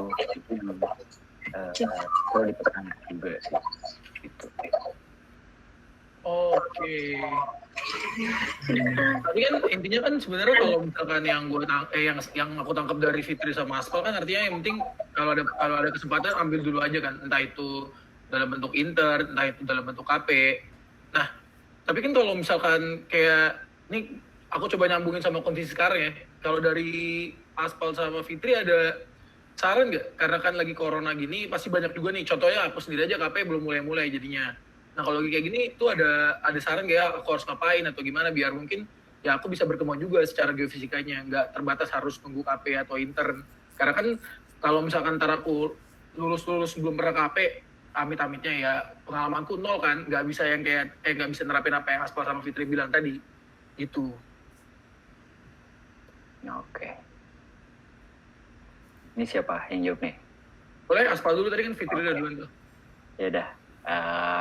Kalau saya pribadi ya, kalau dikaitkan sama kondisi sekarang nih, kan emang kita banyak terbatas. Ini juga kebetulan beberapa orang juga ada kayak yang ngelamar KP, pengen ngajuin KP. Nah saya pribadi sebenarnya nggak sempet KP waktu itu, tapi gimana cara menyiasatinya adalah ya tetap karena kan nanti kalau kita mengacu ke tujuan akhirnya nih, nah ketika nanti kita pengen daftar pekerjaan, kita tuh harus bisa nunjukin kapabilitas kita tuh udah sejauh mana sih. Nah itu kalau misalnya kita stick sama tujuan itu ya apa yang bisa kita lakukan tetap nggak harus yang ribet-ribet, apalagi sekarang udah dipermudah lah. Kalau saya lihat sih banyak media-media kayak course online, dan apalagi udah beberapa di antaranya juga nyediain fasilitas-fasilitas kursus gratis dan lain sebagainya.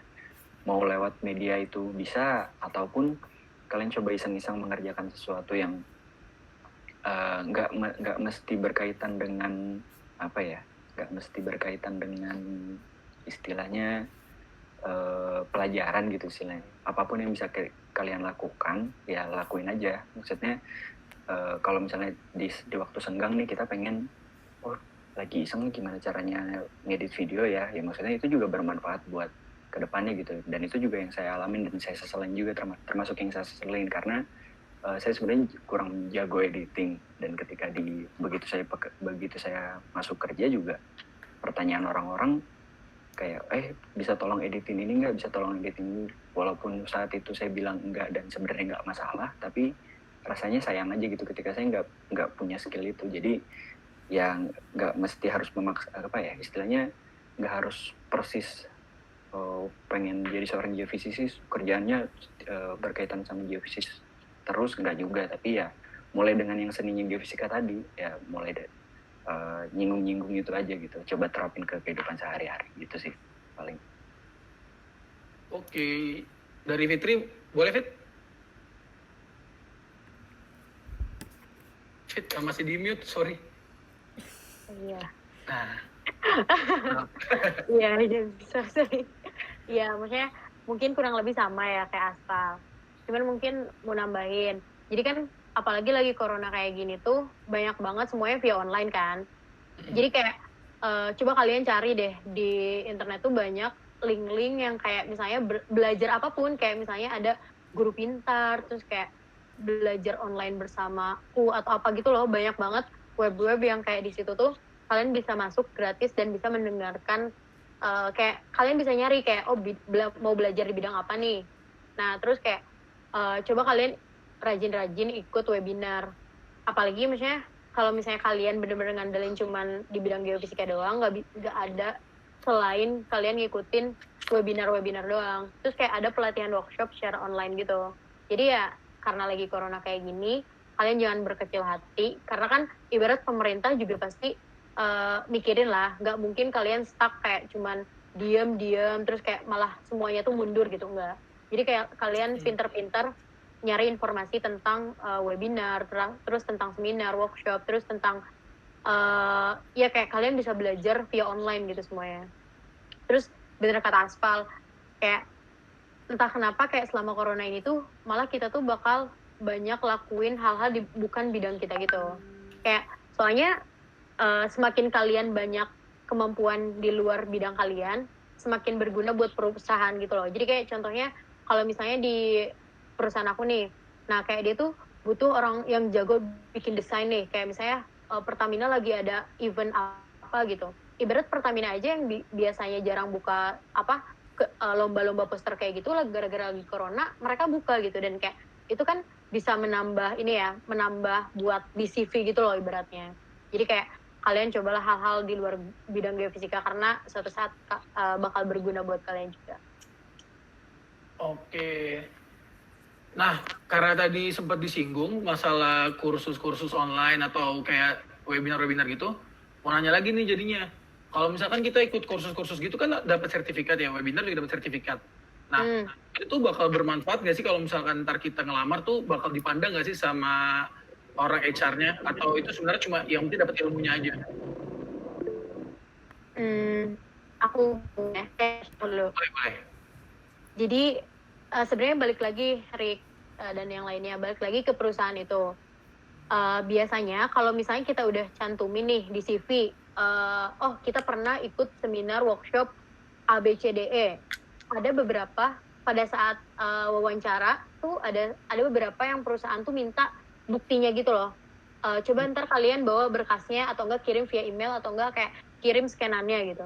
Tapi ada beberapa perusahaan yang enggak gitu. Tapi di sini yang jelas kalian jangan pernah mikir kayak ikut seminar cuman pengen dapet sertifikatnya doang. Jangan pernah mikir kayak gitu. Kayak percuma gitu loh kalian ikut seminar tapi cuman pengen dapet sertifikatnya aja. kayak kalian bakal kecewa di saat ternyata sertifikatnya tuh nggak guna di perusahaan gitu, karena nggak dilihat gitu. Makanya kalian pada saat ikut seminar, ikut workshop, ya tujuan kalian buat nambah ilmu, buat nambah wawasan. Karena ntar rata-rata, tapi kebanyakan perusahaan tuh bukan nanya apa ininya, bukan nanya sertifikatnya, tapi lebih ke nanya kayak, emang dulu seminar ini tuh bahas tentang apa sih? Malah lebih nanya ke isinya gitu loh, bukan kayak kertasnya, bukti kertasnya gitu. Biasanya kayak gitu. Tapi kebanyakan perusahaan ya nanyanya lebih ke ilmunya yang kalian dapat tuh apa gitu. Oke. Aspal ada tambahan, Pak? Oke, ya kalau saya sendiri ya mungkin emang ada juga ya, saya nggak tahu sih persisnya kayak gimana. Mungkin ada juga perusahaan-perusahaan yang melihat nih media sosial kita kayak gimana, apakah di dalamnya ada informasi yang bisa digunakan. Ya salah satunya kalau misalnya saya lihat trennya sekarang kan di LinkedIn banyak yang ngepost sertifikat gitu, dan itu nggak masalah. Mungkin memang ada beberapa, dan yang saya tahu juga emang ada perusahaan-perusahaan yang ngelihat mempertimbangkan calon karyawan mereka dari media sosial yang dia punya. Ada yang kayak gitu. Tapi kalau misalnya ditanya perlu nggak sih istilahnya yang masalah antara sertifikat atau dapat ilmunya aja, yang perlu saya intinya adalah itu urusannya perusahaan, bukan urusannya kita. Maksudnya jangan sampai itu tuh kita yang memutuskan gitu, kita oh saya pengen sertifikatnya aja, oh ini saya pengen ilmunya aja. Karena ya bener yang Fitri tadi bilang, maksudnya ya yang terpenting bukan apa yang tertulis di atas kertas, tapi apa yang bisa kita lakukan di atas bumi yang kita pijak kan. Jadi kayak gitu. Jadi kayak apa ya, yang penting karena nanti juga pas nggak akan ditanya, oh ini sertifikat, oh kamu udah dapat sertifikat 25 ya yang saya lihat, yang kamu kumpulin, kan nggak kayak gitu yang ditanya. Tapi lebih ke, atau bahkan justru nggak ditanya sama perusahaannya, nggak ditanya, oh ini kamu ikut seminar ini ya, oh ikut kamu sini isinya apa. Justru kalau sepengalaman saya nggak ditanya kayak gitu. Justru kita tuh bakal ditanya suatu pertanyaan, dan dari situ bakal kelihatan, oh ilmu seminarnya bakal kita terapin nggak gitu. Kayak misalnya kayak misalnya ditanya nih, saya orang yang pernah ikut seminar tentang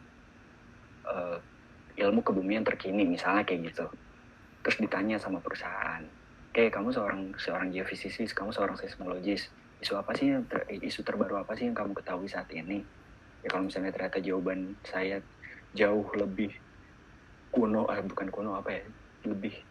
lebih usianya lebih tua daripada seminar yang saya ikutin, kan dari situ bisa ketahuan, oh ternyata ini orang mungkin nggak entah skip atau gimana sama isi seminarnya kan kayak gitu. Jadi mindsetnya jangan masalah sertifikat atau ilmunya aja, yang penting dari kita adalah ilmunya aja. Masalah sertifikat ya peroleh aja nggak apa-apa. Saya juga mulai sekarang mulai ngumpulin sertifikat yang saya punya, tapi ya udah itu untuk dokumentasi pribadi aja gitu sih. Oke. Terus mau nambahin dikit, Rick? Boleh. Nah, apalagi kalian ibarat lagi stay at home lah, ibaratnya lagi corona, itu aku yakin banget kayak pasti kalian, ini berdasarkan sharing sama orang-orang ini ya, orang-orang yang perusahaan. Jadi ntar tuh kalian pasti ditanya kayak selama corona, misalnya kalian apply kerja nih, pas corona udah kelar, udah mereda, ntar pasti kalian ditanya banget, selama corona kalian ngapain aja gitu. Nah ini tuh pasti nilai jual kalian yang kalian punya gitu loh. Jadi kayak ya daripada gabut, kalian mulai kayak ngasih pembelajaran tiap hari gitu loh sama diri kalian gitu. Oke. Nah, sekarang aku mau ganti topik nih, pertanyaannya nih agak geser dari yang tadi. Kalau tadi kan bahas corona nih, sekarang aku mau nanya nih, kalau misalkan topik tugas akhir itu tuh seberapa nyambung sih sama pekerjaan yang mau kita pilih? Misalkan ntar aku ngambil seismik, tapi taunya aku perusahaan geotek tuh kayak gitu, ngaruh nggak sih, Pal? Ayo, Pal. Kalau ini saya punya cerita menarik sih. Boleh tuh. Jadi mungkin kalau tadi di presentasi udah saya singgung, udah sampai saya bedain nih warna teks itu. saya kuliah geofisika, kerja di asuransi. Nah, Di asuransi bukan sesuatu yang benar-benar saya kebayang gitu. Bahkan selama saya ngasih, ya sempat ikut-ikut terlibat ngasih ini apa geofisika atau pengenalan geofisika, nggak pernah tuh saya singgung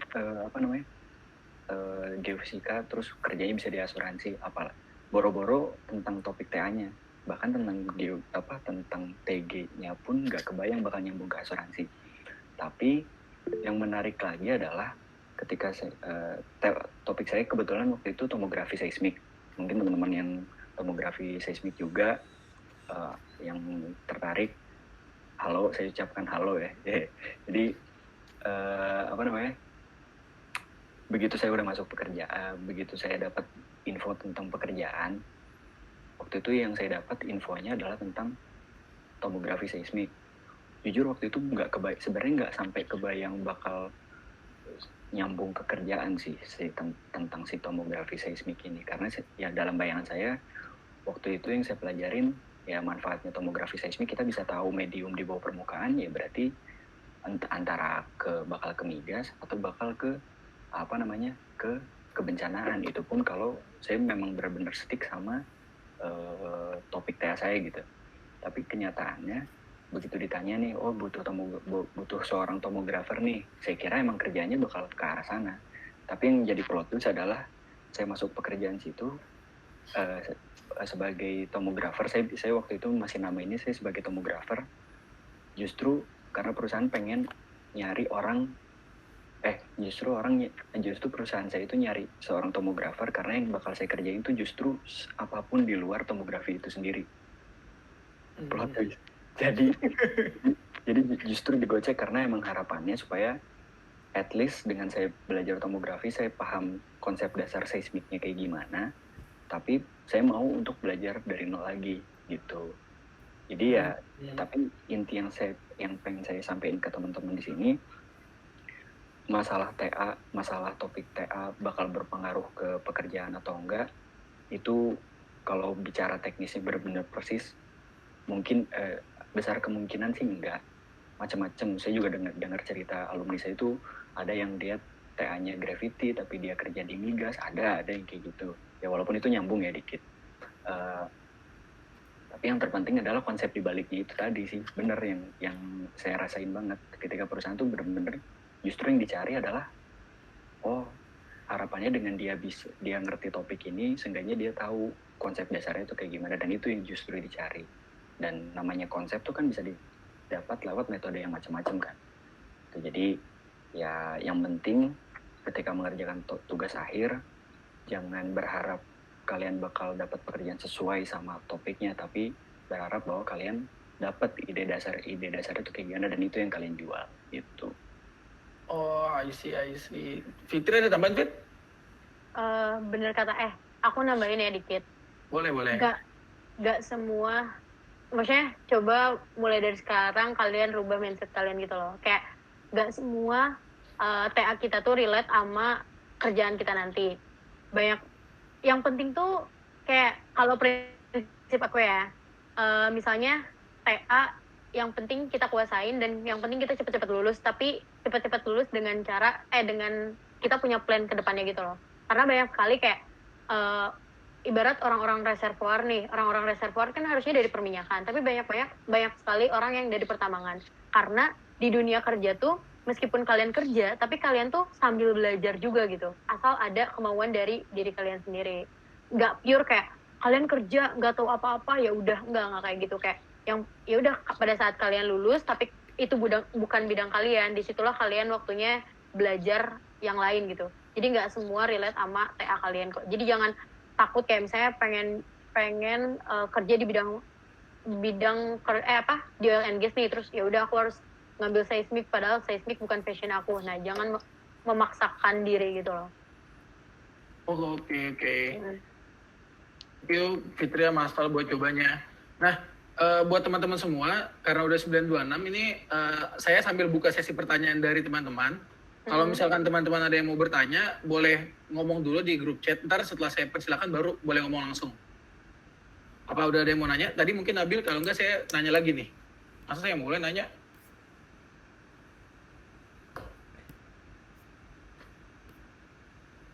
Oke, boleh Abil langsung di unmute aja, Bil. Halo, selamat malam. Malam, Abang Bil. sama Kakak Fitri. Malam. Malah. Kenalin, Abil dari Tera 2016 yang harusnya tahun ini lulus. Jadi gini sih, Amin. Paul sama Fit. Jadi sebenarnya aku pengennya lebih spesifik aja ke arah gimana sih cara kita bisa ngehargain diri kita sendiri gitu loh. Kan kadang soalnya banyak banget tuh, kadang fresh graduate di luar sana yang malah underpaid lah. Maksudnya kayak dia sebenarnya potensinya gede banget, tapi karena ya udahlah, yang penting mah dapat dulu aja. Dan akhirnya ya udah gitu. Bahkan kan nggak sedikit juga nih orang yang kerja bukan cuma nyari pengalaman doang kan, tapi emang ada yang butuh, emang pengen nyari ekonomis lah gitu ya. Tapi gimana cara kita mempertemukan nih skill kita dengan harga pasar kita di industri itu kayak gimana gitu. Soalnya kemarin juga aku sempat dengar juga, kan aku sempat KP juga di Medco tuh, terus kayak sedih banget gitu loh, kayak orang-orangnya masa di bulan-bulan awal tuh bayarannya sangat tidak manusiawi lah mungkin untuk beberapa orang gitu. Jadi mungkin ada tips and triknya nih dalam saat nego gaji atau segala macam gitu dari Aspal atau Fitri. Terima kasih. Oke, mau dari Aspal dulu atau aku dulu, Bang? Dari kamu aja, Pit. Oke. Nih, Bill, buat Abil dan semuanya. Ini emang paling penting banget ya. Kita harus bangga sama diri kita sendiri dan kita harus bangga kita keluaran dari mana. Maksudnya kalian dari sini tuh semua universitas terbaik bangsa gitu ibaratnya. Jadi tips and trick pada saat kalian nego soal gaji itu penting banget. Cuman di sini kalian jangan muluk-muluk gitu loh. Jadi kayak ibarat gini. Yang pertama, kalian sebelum interview soal gaji, offering letter gitu, kalian tanya-tanya dulu tuh sama kakak tingkat kalian atau sama alumni. Sebenarnya kayak range gaji di sini tuh berapa sih? Kayak kalian nggak perlu nanya gaji kamu berapa enggak, tapi range gaji di perusahaan ini tuh berapa sih? Kayak terus biasanya benefitnya kalau kerja di sini tuh apa aja sih? Jangan sampai kalian tuh dibodoh-bodohin. Jadi ini berdasarkan pengalaman ya, jadi ada nih kayak salah satu teman aku, dia pada udah expert nih, tapi dia dulunya kerja misalnya di Jakarta.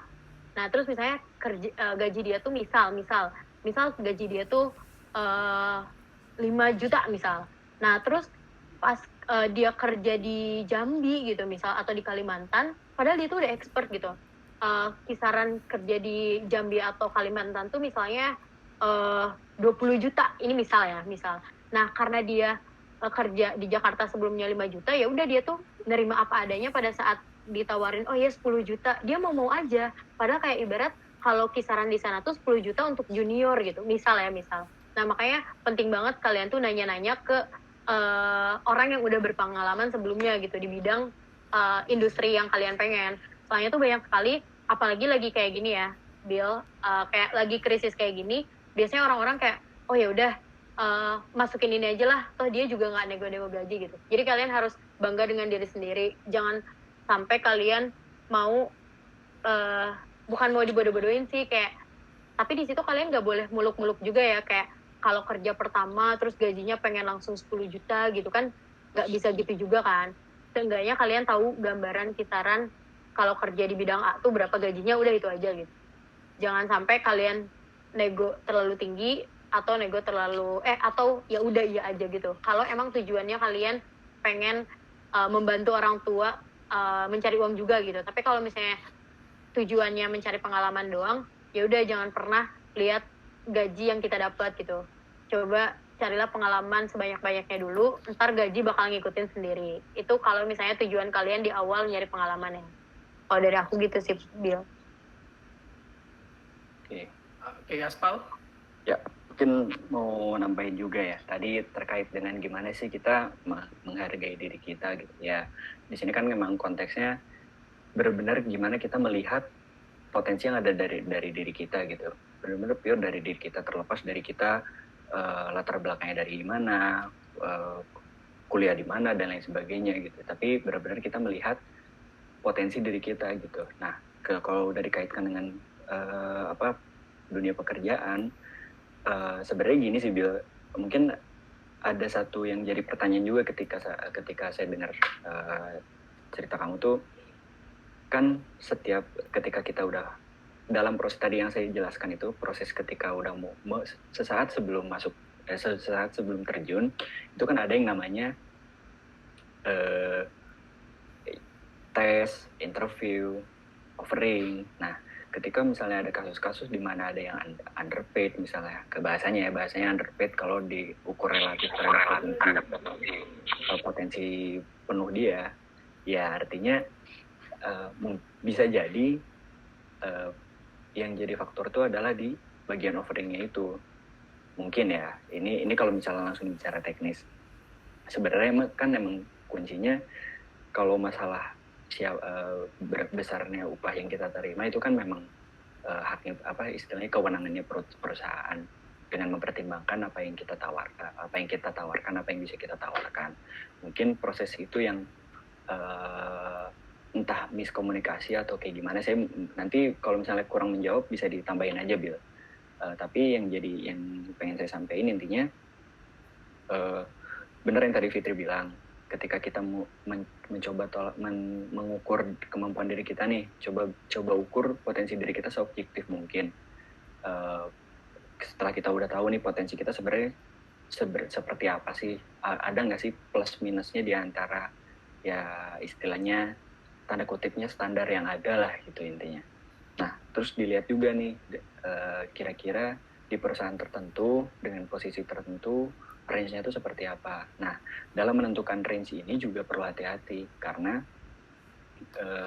anggaplah gini, kalau saya jadi perusahaan misalnya PT Alif Asfar gitu misalnya, saya bakal nyari ketika perusahaan saya punya budget gitu, pasti saya istilahnya mindset saya tuh pengen memperoleh karyawan dengan istilahnya dengan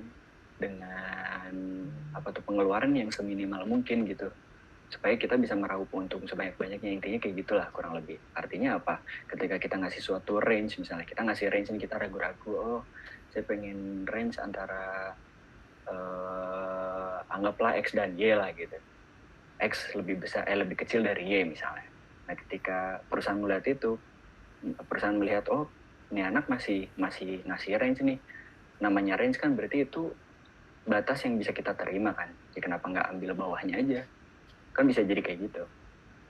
Nah itu juga mungkin salah satu yang mungkin seringkali yang bisa jadi terjadi itu kayak faktor-faktor kayak gitu ketika kita salah memberikan range gitu istilahnya, walaupun kita udah tahu nih, udah paham kemampuan saya segini, udah lakuin survei, tapi ketika di offering kita nggak pede gitu buat memberikan angka yang menurut kita sesuai gitu, intinya kayak gitu. Mungkin kalau dari saya sih kayak gitu dulu, mungkin bisa disambung sama pertanyaan selanjutnya kalau belum terjawab. Gimana Bill? Oke, kalau dari saya udah dulu deh, maksudnya biar yang lain dulu kan udah lumayan banyak tuh, nanti mungkin dilanjut lagi kalau misalnya. Oke. Maaf ya, Val sama Fitri. Oke, langsung Amadra Noval, silakan di-unmute, langsung nanya aja. Oke, selamat malam semuanya. Malam. Aspal sama Fitri juga atas pemaparannya. Iya. Saya mau nanya nih, kan tadi Fitri sempat memaparin juga kayak urutan kegiatan kayak di tingkat 1 itu ngapain aja, tingkat 2, tingkat 3, tingkat 4 kayak gimana. Iya. Dan di tingkat 3 itu ada disebutnya kan kayak banyak-banyakin ikut lomba, terus kayak seminar dan lain-lain. Nah, saya sendiri ngerasa di saat ini di mana saya udah mau semester 7, udah mau tingkat 4, saya merasa masih banyak kurang di situ. Saya masih kurang ikut lomba, ikut seminar dan lain-lain itu tadi. Nah, kalau menurut kalian sendiri di tingkatan saya yang sekarang ini masih bisa nggak sih dikejar tadi ikut kayak lomba-lombanya, ikut seminarnya segala macam tadi, atau ya udah mending fokus di tugas akhir atau KP-nya tadi itu aja, atau mungkin malah bisa digabung gitu. Itu aja, makasih. Boleh Fitri atau Aspal dulu? Oke. Iya deh. Dari apa? Iya sok. Oh, udah. Aku coba jawab ya. Kita tadi tuh, Pal. Jadi, jelas bisa banget, bisa banget.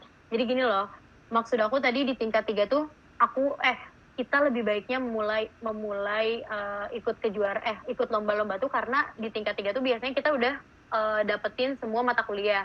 Mungkin di universitas-universitas lain juga kayak umumnya di tingkat 3 tuh udah mulai geofisika tuh udah mulai dapet lah ibaratnya. Nah, apalagi kalau misalnya sekarang kamu lagi KP nih, orang-orang lagi KP, terus orang-orang udah mulai dapetin mata kuliah yang lebih lanjut lah ibaratnya. Itu tuh kayak beruntung, kayak banyak benefitnya banget pada saat kalian ikut lomba. Karena di situ tuh kalian sambil belajar dan sambil mengaplikasikan. Jadi biasanya tuh orang-orang kayak ikut lomba tuh tingkat 3 dan semester 7 gitu, kayak semester 6, semester 7 tuh orang-orang pada gencar-gencarnya nyari lomba. Karena biasanya tuh pas lagi mau tingkat akhir, orang-orang chaos sama tesisnya sendiri gitu. Kayak banyak orang yang nggak bisa atur waktu. Makanya karena kalian misalnya masih semester 7, itu masih kayak peluang gede banget gitu loh untuk ikut lomba.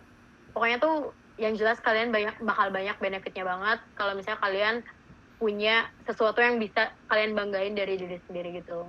Jadi nggak telat kok. Ya, Aspal ada tambahan, Pal? Ada. Jadi kalau untuk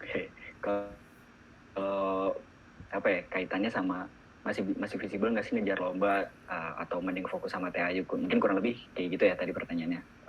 Mohon maaf kalau salah, tapi yang saya tangkap kayak gitu. Jadi kembali ke tujuannya aja sih. Kembali ke tujuan, dimana tujuan emang dengan kita ikut lomba apa sih untung ruginya, dengan kita fokus TA apa sih untung ruginya. Kalau kita termasuk orang-orang yang menganggap bahwa sebenarnya keduanya sama aja sih, sama-sama mempertajam ilmu geofisika, ya nggak apa-apa kalaupun mau langsung fokus ke TA kalau memang merasa tujuannya sama. Tapi kalau misalnya ada hal-hal yang lain yang sebenarnya pengen dikejar nih, kayak misalnya entah ngebangun relasi, entah pengen mencoba pengen apa istilahnya pengen tahu nih pengen ngukur kapasitas kita di kancah nasional atau internasional kayak gimana, ya itu juga silakan ambil selagi masih ada kesempatannya. Itu sangat masih mungkin untuk dikejar lah istilahnya, kayak gitu sih intinya. Balik ke tujuannya aja. Ya, jadi balik ke tujuannya ya. Pal, gimana Pal? Terjawab nggak Pal? Jawab, makasih. Oke, thank you Pal buat pertanyaannya. Bang Kit, boleh Kit langsung di unmute? Kedengeran nggak suaranya? Kedengeran Bang? Iya. Iya, selamat malam semua. Malam. Makasih buat Fitri sama Aspal juga atas presentasinya, cukup membuka pikiran ya, dan insightful juga. Mau nanya sih terkait kayaknya jenjang karir. Kan kalau Fitri sama Aspal ini sendiri kan sama-sama masih junior gitu ya. Nah, dalam meningkatkan istilahnya kayak naik level gitu di perusahaan masing-masing itu, kayak dari perusahaan Fitri sama perusahaan Aspal itu kayak gimana sih buat naik jenjangnya, sama kayak kalau misalnya di pergeofisikan tuh jenjang-jenjang di karirnya itu apa aja ya gitu. Gitu aja sih. Ayo Pak. Oke, siapa dulu nih? Aspal. Ganti aja. Aspal, boleh. Ini oke, makasih ya Kit, pertanyaannya, dan makasih juga buat yang sebelumnya udah nanya ya, sorry. Ya. Jadi mungkin jawaban kalau untuk pertanyaan ini, jawaban saya sama Fitri mungkin bakal beda ya, karena jujur kalau di perusahaan saya sendiri itu karena posisi saya sebagai research and development, saya fokus di bagian penelitian, dimana kalau misalnya kita bekerja ya bisa dibilang saya berarti bisa dikategorikan sebagai peneliti juga, dimana dalam peneliti kan sebenarnya nggak ada perjenjangan. Maksudnya kalaupun ada perjenjangan, itu adalah perjenjangan ya korporasi, maksudnya itu berkaitannya sama kebijakan di perusahaan. Kenyataannya yang saya kerjakan sekarang, dan kebetulan teman saya juga satu divisi sama beberapa orang, dan apa yang mereka kerjakan tuh nggak terpaku sama job desk yang mereka punya, kecuali bukan job desk, jenjang yang mereka duduki saat ini gitu. Kecuali ya hal-hal yang major lah, kayak misalnya antara staff dan ketua divisi misalnya kayak gitu kan, itu pasti ada beda karena di dalam divisinya itu sendiri fokus ke dalam penelitiannya, sementara kalau udah berkaitan sama divisi kan ada koordinasi antar divisi, dan itu bakal butuh insight tentang atau butuh pengetahuan tentang perusahaan secara lebih general gitu. Jadi kalau saya pribadi, karena kebetulan saya juga nggak terlalu memikirkan karir untuk perjenjangan ya. Kalau karir saya pikirkan, tapi perjenjangannya belum terlalu saya pikirkan untuk beberapa tahun inilah, sampai beberapa tahun ke depan. Jadi ya kayak gitu. Nggak, intinya kalau udah bekerja sebagai peneliti, fokus sama penelitian yang nggak terkait sama perjenjangan di korporasi gitu sih kalau dari saya. Oke, thank you Pak. Fit. Mungkin mau ngejawab ya, benar kata Aspal, mungkin tiap perusahaan tuh beda gitu. Jadi kalau misalnya kalian kerja di bidang oil and gas nih, misalnya, terus BUMN misal, nah dia tuh punya range waktu sendiri. Jadi kayak misalnya nih, kalian pas begitu masuk, berarti kalian jadi junior kan. Nah, abis junior, kalian bakal jadi engineer. Nah, itu perusahaan tuh udah nentuin nih, buat jadi junior ke engineer tuh misalnya butuh waktu 2 tahun, terus baru naik. Terus dari engineer misalnya ke senior tuh ada waktunya lagi juga. Nah, tapi di situ tuh perusahaan ngasih kayak ranking dan kayak rekapan evaluasi gitu loh. Kalau misalnya dalam range waktu segitu kalian udah memenuhi, tapi ternyata parameter-parameter kalian tuh kurang, berarti kalian bakal ditunda naiknya gitu. Nah, tapi ya itu, jadi kayak berapa lama, misalnya kalian udah 3 tahun nih waktunya naik, ya udah bakal naik kalau emang raport kalian terpenuhi. Jadi kalau di aku tuh kalau di bidang oil and gas tuh, BUMN ya maksudnya, nggak bisa kayak misalnya kita kreatif banget nih, terus sebelum waktu yang ditentuin tuh kita udah naik, itu biasanya nggak bisa gitu. Kecuali kalau misalnya ini ya, kalau misalnya pengen cepet naik pangkat tuh biasanya perusahaan-perusahaan swasta tuh, semakin kita kreatif, semakin kita inovatif, semakin kita berdampak pada pada perusahaan itu, kita bakal cepet tuh naiknya posisinya, biasanya kayak gitu kalau perusahaan-perusahaan swasta. Oh, gimana Kit? Jawab? Live meeting. Ya udah. Itu tuh. Enggak. Kejawab. Oh, kejawab. Thank you Aspal sama Fitri jawabannya. Oke. Siap. Asli juga Bangkit buat pertanyaannya. Nah, ini ada pertanyaan titipan nih dari Isna, alumni 2015. Pertanyaannya, Fitri dan Aspar kan saat ini kerja sesuai bidang geofisika, alhamdulillah. Pernah nggak setelah bekerja di sana, Fitri dan Aspar menyadari bahwa ternyata ini bukan passion kalian? Padahal waktu fresh grade idealis banget, tapi ternyata ekspektasi tidak sesuai realita.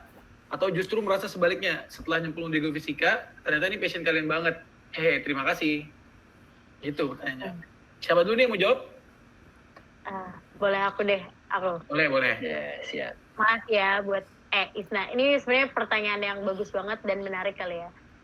Awal nyemplung maksudnya dulu aku idealis banget nih, kayak pengen banget di bidang geofisika dan pengen banget pokoknya. Nah, tapi ternyata setelah nyemplung ke maksudnya nyemplungin di bidang migas, ternyata nggak kecewa dan masih pengen tetap di sini. Cuman kayak nemuin titik dimana kayaknya aku kurang cocok deh di bidang migas. Malah kayak aku pengen nyoba deh kayak misalnya di Shopee atau apa. Maksudnya sempat kepikiran kayak gitu ya. Itu kayak terlintas doang gitu, entah kenapa. Berarti kan di situ aku sendiri belum mengenali fashion aku yang sebenarnya kayak gimana. Makanya kalian tuh harus terbuka gitu loh pikirannya. Jangan sampai kayak, oh kalian di bidang geofisika harus kerja di bidang geofisika terus gitu. Ya nggak apa-apa. Kalau misalnya kalian penasaran kayak gitu nggak apa-apa. Kayak misalnya udah setahun kalian tetap nunggu geofisika nggak apa-apa. Kalau saking penasaran banget ya. Tapi itu kok kayak ada titik di mana kalau kalian belum memahami passion kalian sendiri, kalian bakal terlintas jadi berbalik arah gitu loh. Yang awalnya bidang geofisika banget, terus ternyata enggak. Jadi aku lagi titik di fase itu, nak. Oh, kalau Aspal gimana, Pal? Oke. Kalau dari makasih ya pertanyaannya. Dan ini emang nggak sedikit orang yang mengalami kegelisahan gini, apalagi kalau dari yang saya tahu biasanya ada faktor waktu lah, semakin lama nggak mendapatkan pekerjaan, biasanya pemikiran gitu tuh semakin tumbuh gitu lama-lama. Nah, kalau misalnya tadi saya review lagi yang saya sempat singgung di slide tentang konsep ikigai ya, di mana ada empat prinsip ya.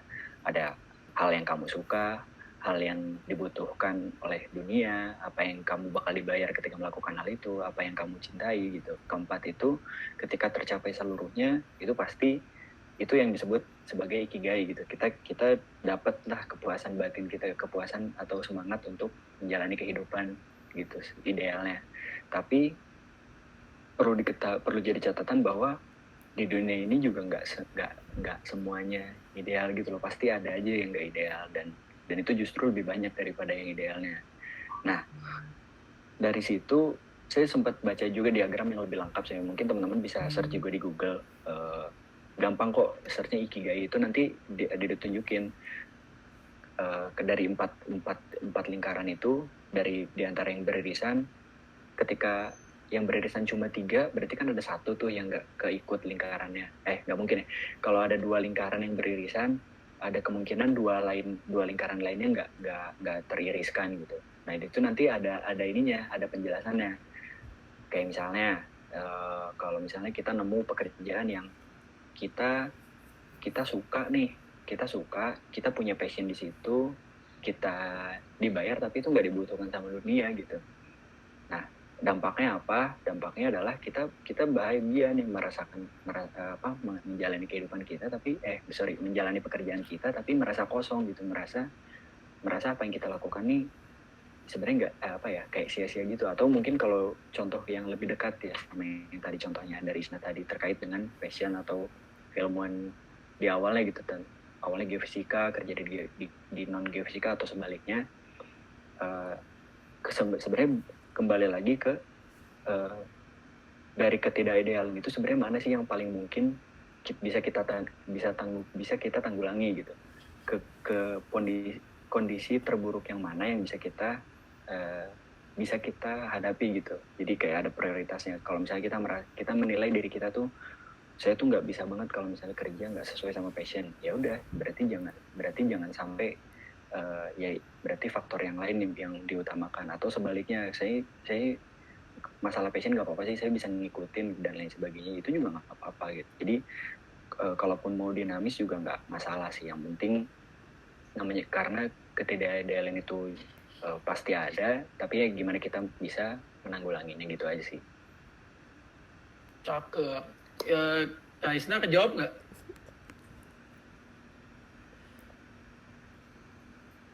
Oke. Puji Tuhan. Thank you guys buat pertanyaannya. Nah, terus ini ada pertanyaan dari Julius nih. Kenalin, saya Julius TR18047. Selamat malam. Mau bertanya singkat yang mungkin nggak penting. Orang tatoan dan tindikan, atau maksudnya ada bekas tindiknya, susah dapat pekerjaan. Nah, kata-kata kayak gitu tuh masih relate nggak sih di masa sekarang? Kayak misalnya saya punya bekas lubang tindik, apakah itu akan menciptakan impresi yang buruk saat interview? Terima kasih. Gimana? Ayo Pak, jawab. Sebenarnya ini kebetulan saya kurang tahu banyak ya tentang hal itu. Jadi mungkin saya nggak bisa berkata banyak, tapi harus tahu dulu sih. Ya tato di mana? Maksudnya kalau emang tatonya di punggung pas interview nggak kelihatan, mungkin nggak mau. Atau mungkin tergantung juga sama pekerjaannya. Kalau pekerjaannya emang membutuhkan penampilan yang rapi, penampilan profesional dan lain sebagainya, kemudian kelihatan tato, mungkin setiap perusahaan bisa memandang hal tersebut beda-beda. Tapi intinya kalau yang saya lihat trennya sekarang sih lebih banyak orang nggak terlalu memperhatikan itu sih, kecuali memang kalau tadi yang saya singgung di slide itu tentang good impression, ya impression itu baik dari penampilan, baik dari perkataan, baik dari istilahnya gerak-gerik kita atau apa ya, itu bahasa ilmiahnya saya lupa. Tapi ya kalau memang maksudnya kan latar tato tuh pasti ada latar belakangnya sendiri gitu kan. Enggak, ya bisa jadi dia sebenarnya di saat tatonya dia udah punya dari lama, tapi dia udah gimana, udah berubah atau gimana, dan itu tapi nggak bisa dihilangin misalnya kayak gitu kan masih mungkin terjadi. Dan makanya ya fokus sama apa yang bisa ditunjukkan saat itu aja sih sebenarnya gitu. Nggak masalah sih kalau saya sendiri menilai nggak terlalu jadi masalah, tapi sekali lagi bergantung sama perusahaannya apa, kriterianya seperti apa gitu, sama tatonya di mana lah gitu. Tempat tertutup sih katanya itu di chat. Oh, iya. Oke, siap. Nggak masalah. Ada tambahan, Fit? Sama sih, sama kok jawabannya. Balik Sama lagi ya? ke perusahaan Oke. apa yang dilamar. Terus itu mungkin dari pertanyaan dari teman-teman peserta cukup. Nah, karena sekarang udah 952, mau ini sih, Fit, Paul minta kayak sejenis wejangan gitu loh buat kami-kami ini yang masih awal-awal, atau mungkin teman-teman yang udah bekerja di sini tapi masih awal-awal juga. Ada nggak sih yang, apa sih yang paling penting untuk diingat, atau apa sih paling penting untuk dilakuin buat kami-kami gini? Ayo Pal, aspal dulu. Udah, mungkin sedikit dari saya.